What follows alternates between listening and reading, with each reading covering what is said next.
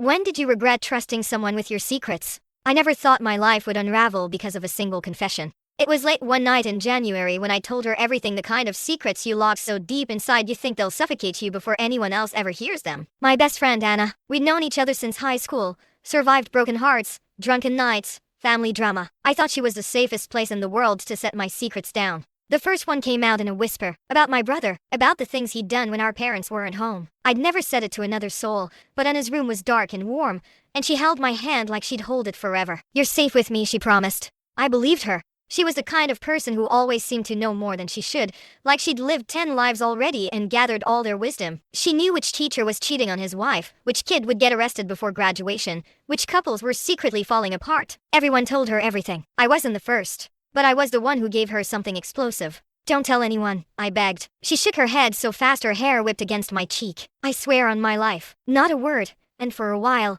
it felt like relief, like I could finally breathe without carrying the weight of silence. The problem is, secrets rot when they leave your mouth. They stop being yours the moment someone else holds them. 2 weeks later, the whispers started. It was little things at first. People glancing at me too long in the hallway. My cousin texting me, "Everything okay at home?" without explaining why. Anna brushed it off. People just like to gossip. Ignore them. But her eyes darted away, and her smile looked stitched on. I wanted to believe her. I tried. But then my brother cornered me in the garage one night, fists clenched, eyes wild. "What did you say?" he hissed. "What the hell did you tell people?" My heart slammed against my ribs. "Nothing. I didn't." "Don't lie to me." His spit hit my face. Someone's been running their mouth, and it sure as hell wasn't me. That was the moment I knew. Anna had talked. Maybe not directly, maybe not to the wrong people on purpose, but she had opened her mouth, and the poison spread. I confronted her the next day after class. "Did you tell anyone?" Her lips parted in this perfect little gasp of betrayal. "How could you even ask me that?" But her hands trembled when she pushed her books into her bag, trembled like guilt does when it doesn't know where to hide. I wanted to scream at her, shake her until the truth fell out, but I didn't, because the truth was already spreading. By the next week, the entire school seemed to know something dark about me without knowing exactly what. They circled like vultures, sniffing at the rot, filling in the blanks with their own imaginations. And Anna, she stayed close. Too close. Every time someone asked questions, she'd step in, all protective, all loyal best friend. Leave her alone. She's been through enough. And they'd back off, because she sounded convincing. But every time she defended me, it drew more attention, more eyes, more suspicion. I started doubting everything she did. When she hugged me in the cafeteria, was it comfort or performance? When she texted late at night, "You awake? You okay?" Was she checking in or checking if I'd caught on to her betrayal? My brother grew colder, quieter. That silence was more dangerous than his shouting. He watched me like a predator waiting for the moment I'd let my guard down. My parents noticed something was wrong, but they chalked it up to teenage moods. No one ever suspects the golden boy. Then came the night Anna invited me over again. Same dark room, same warm blankets, same best friend voice promising safety. She wanted me to tell her more. "You can't keep this bottled up," she whispered. "It'll eat you alive." But I looked at her and realized she wasn't a vault. She was a mirror. Everything I told her bounced back into the world, twisted, distorted, unstoppable. And yet, I told her anyway, because loneliness is crueler than betrayal. Because some part of me still clung to the hope that maybe, just maybe, she really was my safe place. I told her the second secret, the one even darker, the one that could ruin more than just my brother. And that's when everything truly began to unravel. The second secret was supposed to stay buried forever. It wasn't just about my brother anymore. This one could burn my entire family down to ash. Maybe that's why it tumbled out of me, because part of me wanted it gone, wanted someone else to share the guilt. "My dad isn't who everyone thinks he is," I whispered, voice shaking so bad I thought the words would crumble before they even reached her. Anna's eyes widened. She leaned closer, like a priest waiting for a confession. I told her about the night I'd woken up to shouting, my mom crying in the kitchen, my dad's hand raised, the kind of rage in his voice that doesn't come from stress, it comes from rot. He'd slammed the cabinet door so hard it splintered. I'd seen bruises on my mom's arms the next morning, pale blue fingerprints blooming under her sweater. When I asked, she whispered, "Don't ever tell anyone. He's under so much pressure. He doesn't mean it." But he did, and it wasn't the first time. I saw Anna's mouth fall open. For a moment, I thought maybe she'd back away. Maybe she'd say she didn't want to hear anymore. But she didn't. She squeezed my hand tighter. "You can trust me," she said. "I'll never let anyone hurt you." Her words felt like oxygen. I clung to them. The next week, everything at school got worse. People stopped looking at me with curiosity and started looking at me with pity. Teachers spoke softer around me. My aunt called out of nowhere, saying she missed me and asking if everything was okay at home. That's when I knew the second secret had slipped too. I confronted Anna again, but she played the same role as before, offended, wounded, shocked I could even accuse her. "Do you think I'd betray you like that? After everything?" Her eyes shone with unshed tears, but they looked rehearsed, perfect. And maybe that's why I said something I'd regret. You love having power, don't you? You love knowing things no one else knows. Her face hardened. If you don't trust me, then stop telling me things. But I couldn't stop. That's the cruelest part. Once you've cracked a vault open, it never closes again. At home, my brother had started hovering, watching me too closely. One night he cornered me in the hallway, his breath sour with cheap vodka. If you ruin this family, I'll ruin you. His smile was sharp as glass. I told Anna about that too, and I saw something flicker in her eyes. Not sympathy, not fear, something colder, like she was filing it away for later. The real blow came at the spring fundraiser. My mom forced me to dress up, plastered on her best hostess smile, and paraded us around like nothing was wrong. My dad shook hands with the mayor, laughed too loudly at the principal's jokes, clinked glasses of wine like he didn't have a monster living under his skin. And then halfway through dessert, one of the teachers pulled me aside. A kind woman who'd never spoken more than a few words to me before. She lowered her voice. If you ever need a safe place, you can come to me, day or night. I felt the blood drain from my face. Someone had told her. I looked across the room and saw Anna at the buffet table, watching me. She raised her glass in a little toast, and for the first time, I understood what it meant to be trapped. The fundraiser ended in chaos. My dad was furious that I'd looked pale and suspicious all night. In the car ride home, his grip on the steering wheel was white-knuckled, his jaw clenched so tight I thought his teeth would shatter. My mom whispered something about calming down, and he slammed the brakes so hard we all jerked forward. At home, he stormed upstairs without a word. My brother shot me a look that was half warning, half promise. My mom pretended everything was fine, humming while she rinsed dishes, but her hands shook so badly she dropped a glass and sliced her palm. That night, lying in bed, I knew two things. Anna had betrayed me again. My family was going to implode, and it was going to be my fault. I tried to ignore her texts after that. You okay? Want to hang out? You know I'm here, right? But ignoring Anna was like ignoring gravity. The pull never stopped. A week later, she showed up at my house uninvited. My mom, oblivious, let her in. Anna sat on my bed like nothing had happened, picking at the hem of her sweater. You're mad at me, she said softly. I didn't answer. You think I'm the enemy, but I'm not. I'm the only one keeping your secrets safe. I laughed bitterly. Safe? Everyone knows. They're circling like sharks, waiting for the blood to hit the water. Her expression shifted, almost smug. Better them than your dad. Or your brother, if they knew what you'd said about them. She let the sentence dangle, sharp and heavy. That was the first time I realized Anna wasn't just careless. She was dangerous. And I'd given her everything. The shift between us wasn't sudden, not like a light switch. It was slower, more insidious. Like rot spreading through wood, you don't notice it until the floor caves in. Anna stopped being my confidant and started being my shadow. She was everywhere, sitting too close at lunch, looping her arm through mine in the hallway, texting me until my phone buzzed itself to death on the nightstand. You need me, she whispered once during study hall, her breath hot against my ear. Without me, you'd fall apart. And part of me believed her, because she had my secrets, all of them, like live grenades she could toss at any moment. I was tethered to her whether I wanted to be or not. But it was when she started talking to my brother that the real terror set in. It was a Thursday afternoon. I walked into the kitchen and froze. My brother was leaning against the counter, arms crossed, smirking. And Anna was sitting on the stool beside him, sipping soda like she belonged there. They both looked up at me at the same time. His smile widened. Hers stayed cool. We were just talking, she said. My stomach dropped. Talking about what? After she left, my brother cornered me in the hall. You know she tells me things, right? Little things. Enough to make me wonder how much you've been running your mouth. He grinned, and the malice in his eyes made me shiver. She likes me, thinks I'm misunderstood. That night, I couldn't sleep. I kept replaying it over and over, her laugh mixing with his, her hand brushing his arm, her eyes cutting to mine like a dare. The next day at school, I tried to confront her. What are you doing with him? She tilted her head, all innocence. Why does it matter? You said he scared you. Maybe I'm just protecting you. My voice cracked. Protecting me? By getting close to him? Maybe. She smiled then, a smile that didn't reach her eyes. Or maybe I just like having options. That was the moment I realized she wasn't holding my secrets out of loyalty. She was holding them for leverage. The unraveling got worse from there. My dad started watching me differently, suspicion simmering behind his eyes. At dinner, he asked pointed questions to pointed. You been telling your little friends about our family? His tone was light, but his hand gripped his wine glass like he could snap it in half. I shook my head. No. But his gaze lingered. He didn't believe me. And my mom? She grew quieter, jittery, like she knew something was building but didn't dare speak it out loud. Anna kept weaving herself deeper into my life. She started showing up at church with us. She invited herself to family barbecues. She even brought cookies for my mom once, smiling sweetly as if she hadn't been feeding poison into our walls. My brother loved it. He played the charming host, laughing with her, brushing her shoulder when he passed by. He was winning her over, or maybe she was winning him. Either way, I was losing control. One night, Anna called me, her voice trembling. Your brother said some things. Scary things. I think you're right about him.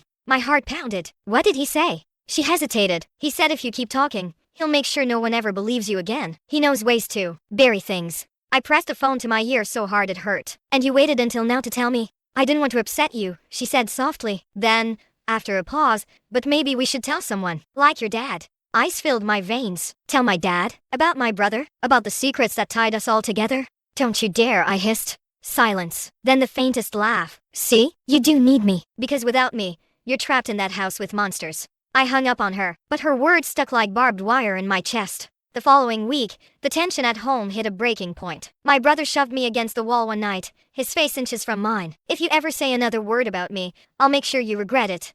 His grip tightened on my wrist until I thought the bone would snap. And then, from the shadows of the hallway, Anna's voice, let her go. He froze, slowly released me, and smirked as he walked away. I spun on her. What the hell are you doing here? She shrugged. You didn't answer my texts. Thought I'd stop by. But the way she looked at me calm, calculating, I knew she hadn't just happened to be there. She wanted me to see it. She wanted me to know she could insert herself into any moment of my life, even the dangerous ones. That night, lying in bed with my wrist throbbing, I finally admitted something I'd been avoiding, and it wasn't saving me. She was controlling me. And the scariest part, I'd handed her the keys. After that night, I started keeping my door locked. Not that it mattered, and I had a way of getting in through my mother's kindness, through my brother's smirk, through lies I couldn't trace back. Locking the door was just an illusion of safety, like hiding under a blanket during a storm. At school, people whispered louder now. They didn't even bother hiding it. A teacher pulled me aside after class, eyes full of pity. If you ever need resources, just let me know.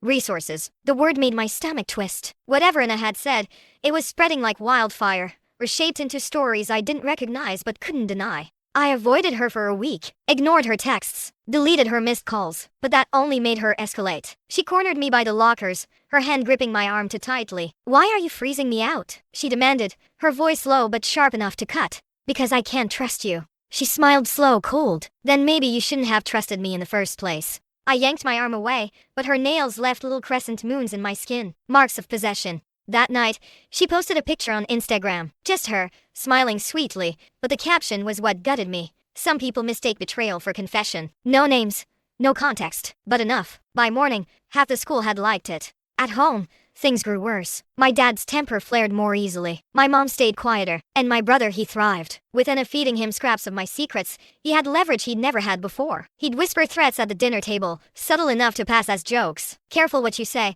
or you might end up the villain in your own story. One night, I caught Anna in our living room with him, sitting too close, her laugh spilling like wine. My mother beamed at her, grateful for the company, blind to the knife Anna held behind her smile. When they noticed me, the air changed. My brother's grin widened. Anna's eyes glittered with something triumphant. Join us, she said, like it was her house. I didn't. I turned and walked upstairs, each step trembling with the urge to scream. Later that night, my phone buzzed. A message from an unknown number. You don't know what she's capable of. My chest tightened. Was it my brother? Some cruel prank? Or someone warning me? I typed back, "Who is this?" but got no reply. Sleep became impossible. Every sound in the house felt loaded. Every shadow on the wall could have been hers. I'd close my eyes and hear her voice. You need me. Without me, you'd fall apart. The breaking point came at the spring formal. I didn't even want to go, but my mother insisted. You need to be normal for once, she said, handing me a dress she'd bought on clearance. When I walked into the gym, music pounding, lights spinning, Anna was already there, standing in the center like she owned it,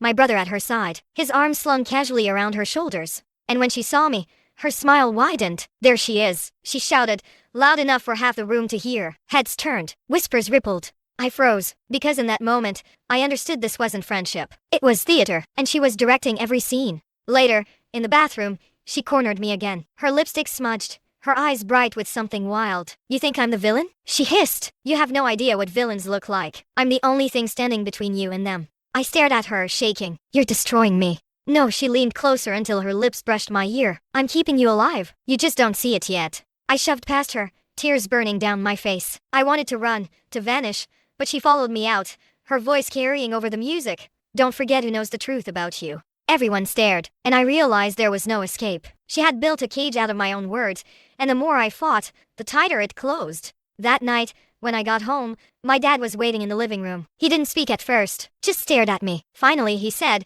"You've been telling people things, dangerous things." His voice was low, calm, the kind of calm that hides fury. I opened my mouth, but nothing came out. Don't ever embarrass this family again, he said, standing slowly. His hand brushed the side of my face, not a strike, not yet, but a warning. And in that moment, I knew Anna had finally tipped the scales. My secrets weren't mine anymore. They belonged to her, to my brother, to anyone who wanted to use them. And I was out of moves. Or so I thought. After that night with my dad, I stopped speaking. Not completely, but enough that people noticed. My teachers marked me as withdrawn.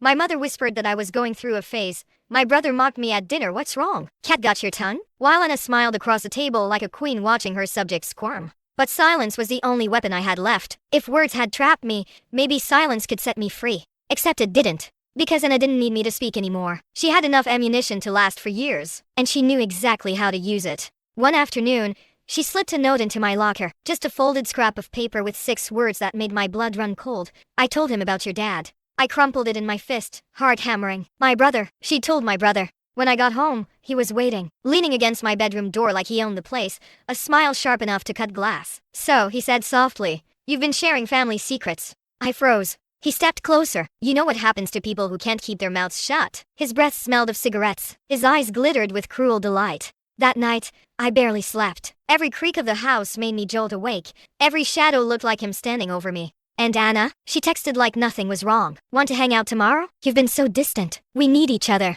I wanted to block her. I wanted to burn her out of my life. But then another message came through, one that twisted my insides into knots.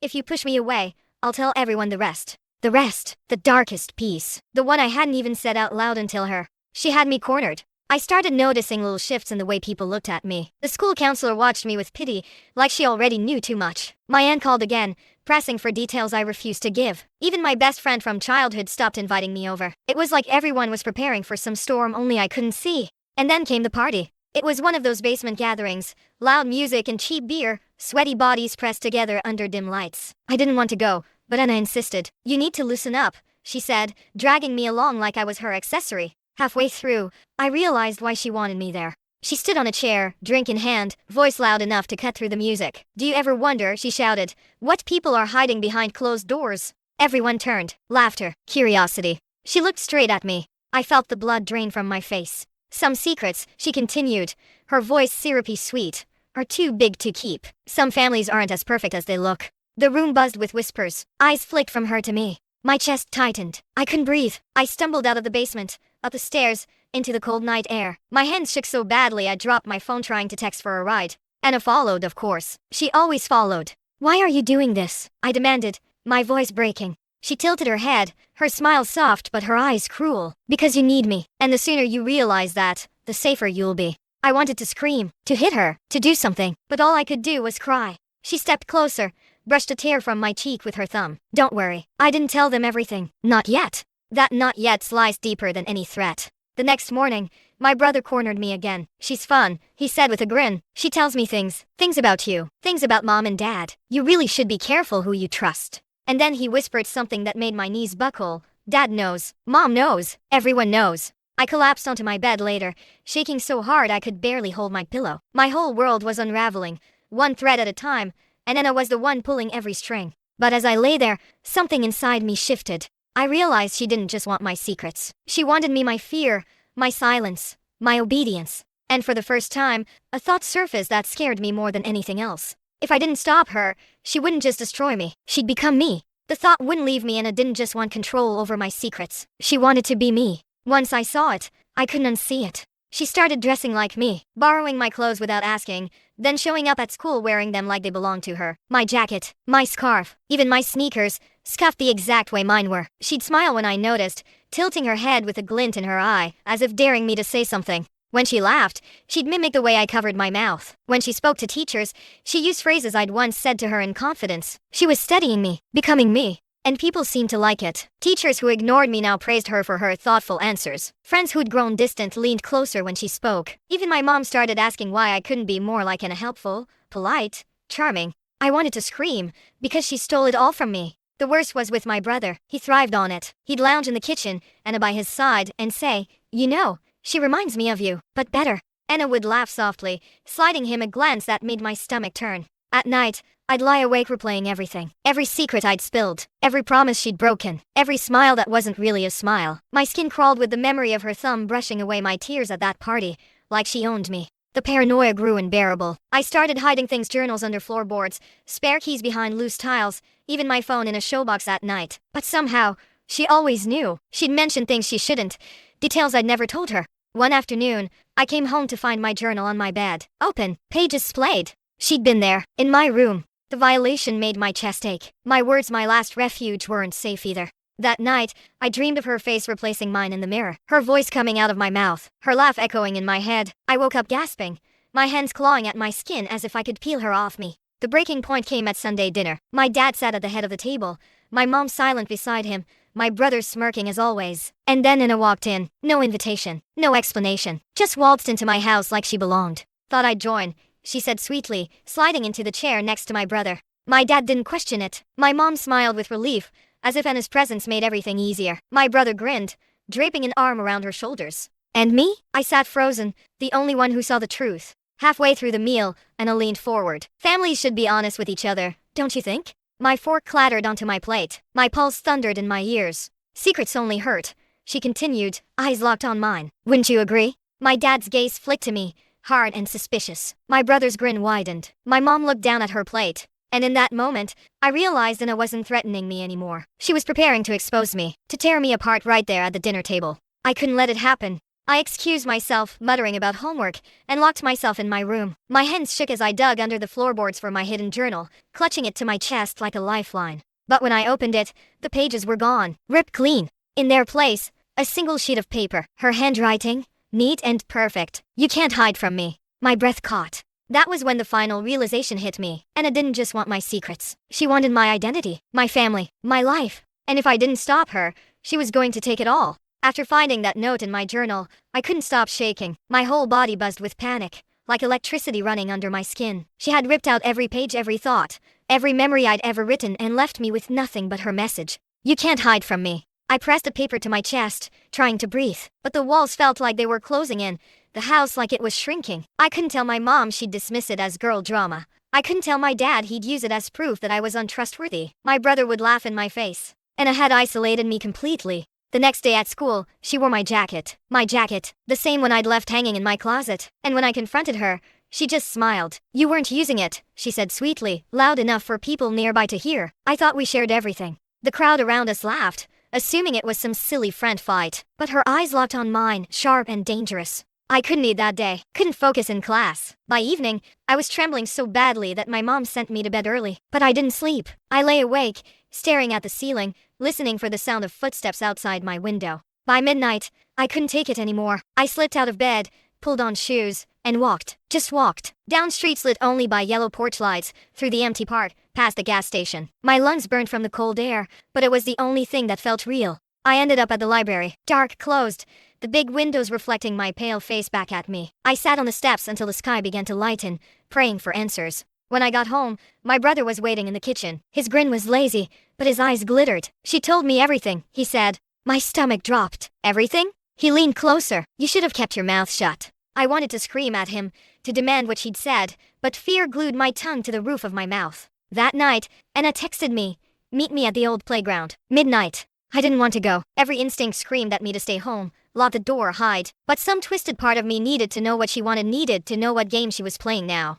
The playground was empty when I arrived. Swings creaked in the wind, the slide glistened with dew. And then she stepped out of the shadows. Thanks for coming, she said. My fists clenched. Why are you doing this? She tilted her head, studying me like I was a puzzle. Because you told me everything. And once you tell someone, it doesn't belong to you anymore. It belongs to us. Us? My voice cracked. You and me. She stepped closer, her face inches from mine. We're the same now. Don't you see? I know your darkest parts. I carry them with me. I am you. I stumbled back, my heart slamming against my ribs. You're insane. Her smile was calm, terrifying. Maybe, but you need me. Without me, you'll drown. I wanted to run, to scream, to hit her, but my legs wouldn't move. My throat was tight, my body frozen in her grip even though she hadn't touched me. Then she whispered, your family already thinks you're broken. Your brother already hates you. Your dad doesn't trust you. But me? I'll never leave. The words cut deeper than knives. When I finally broke free and ran home, my chest was burning. I locked myself in my room, curled on the floor, shaking.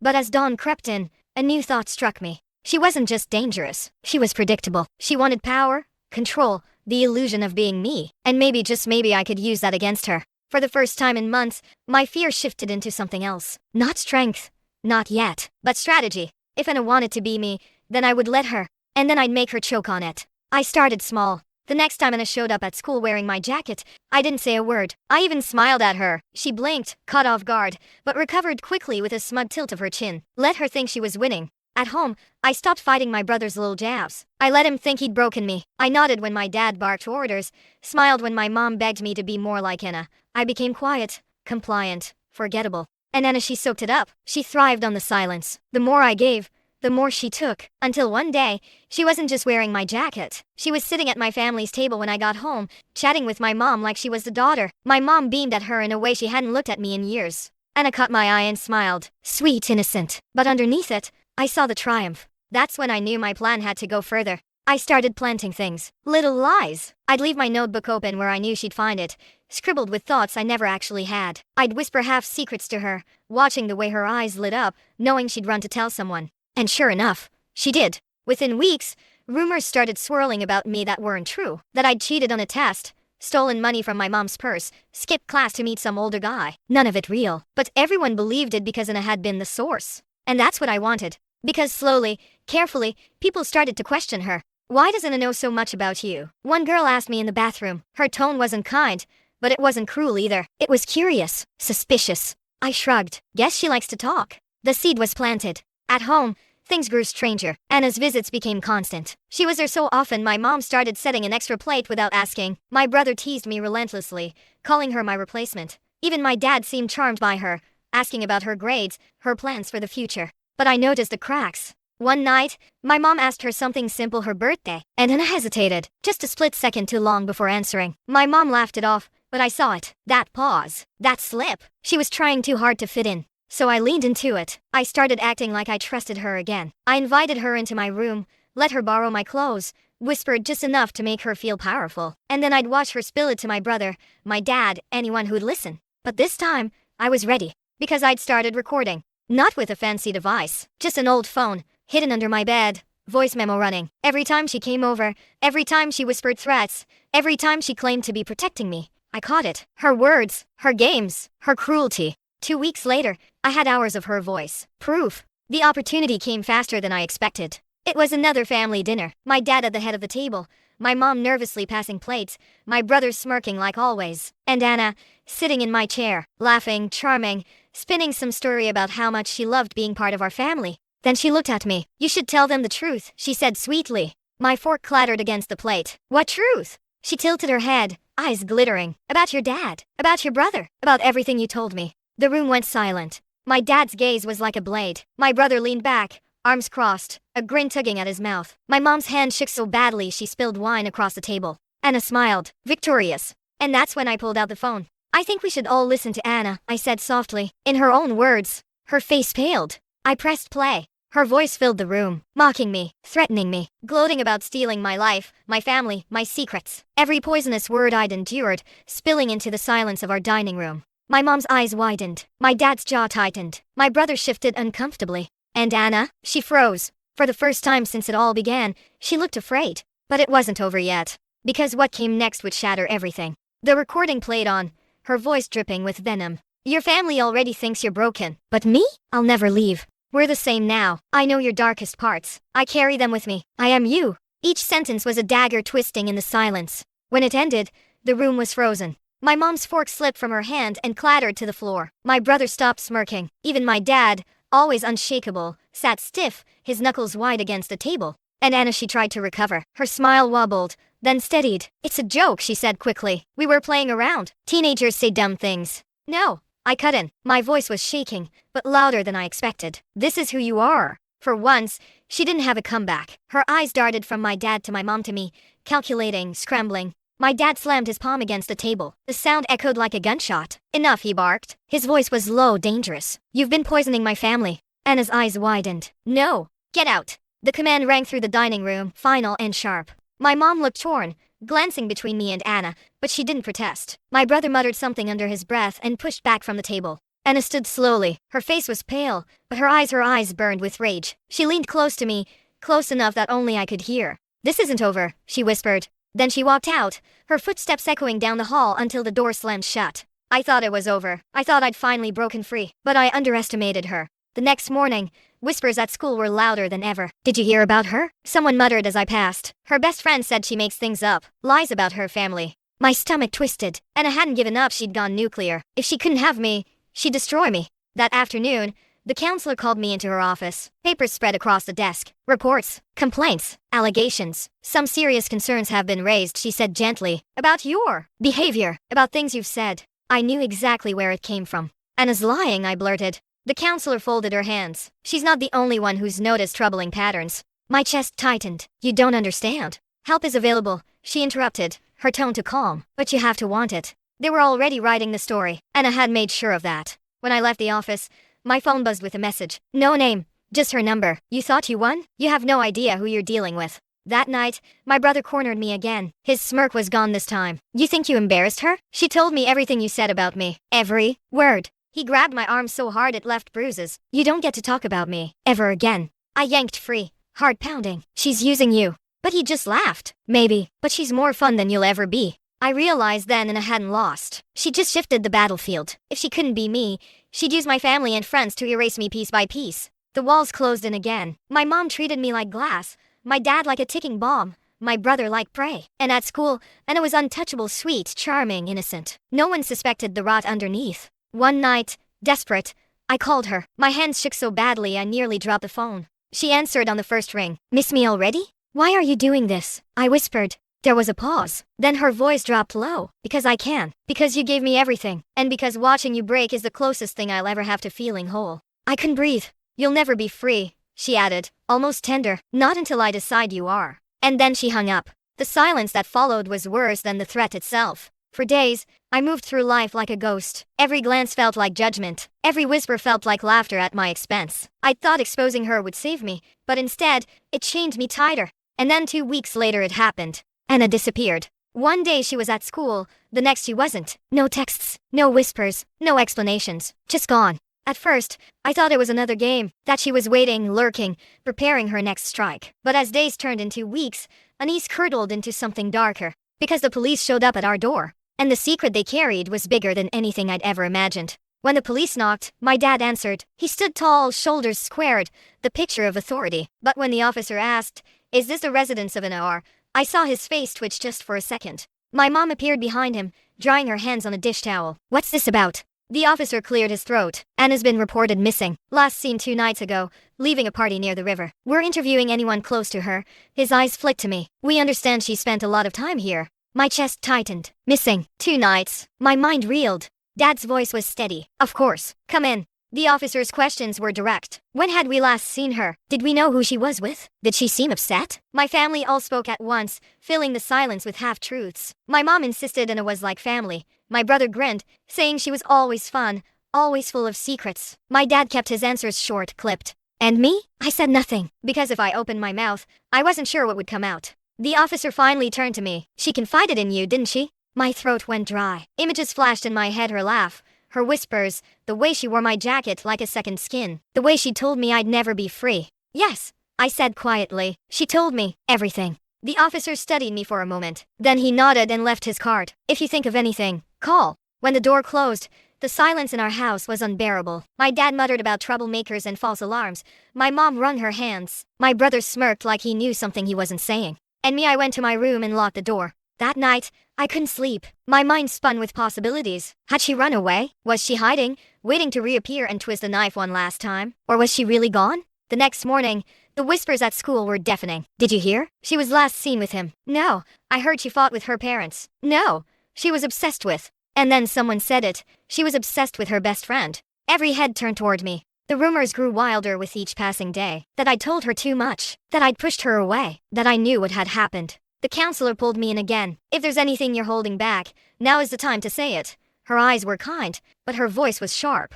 I shook my head. "I don't know anything." But inside, I wasn't sure if that was true. Because part of me wondered if Anna had orchestrated even this. If her disappearance was just another move, another way to bind me tighter. 2 weeks later, they found her. Not alive. Her body washed up near the river, tangled in reeds, her hair spread out like a dark halo. They said it was an accident. Drunk. Fell in. Couldn't fight the current. But the rumors didn't stop. Some said she jumped, some said she was pushed, and some too many said I knew more than I was telling. At her funeral, I stood in the back, the air thick with flowers and whispers. Her parents sobbed in the front row. My mom wept quietly beside me. My brother leaned against the wall, unreadable. My dad stood stone-faced, arms crossed. And me? I couldn't move, because all I could hear was her voice in my head. You'll never be free. Not until I decide you are. Even in death, she still had me. Weeks turned into months, but the weight never lifted. People still looked at me sideways, still whispered when I passed. My family still carried the scars she'd carved into us. My brother hated me more than ever. My dad distrusted every word. My mom clung to me,